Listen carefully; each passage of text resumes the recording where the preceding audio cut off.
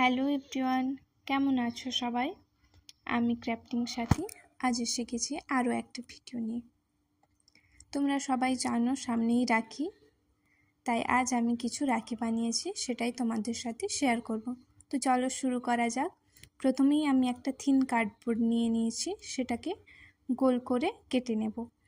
এবার এর থেকে একটু বড় মাপ নিয়ে একটা ফেব্রিক কেটে নেব এবং গাম দিয়ে পেস্ট করে দেব। এরপর পছন্দ মতো তোমরা যে কোনো নাম লিখে নিতে পারো, যেমন ভাই, দাদা বা যে কোনো কারো নাম লিখে নিতে পারো বা কোনো ছবিও এঁকে নিতে পারো নিজেদের পছন্দ মতো।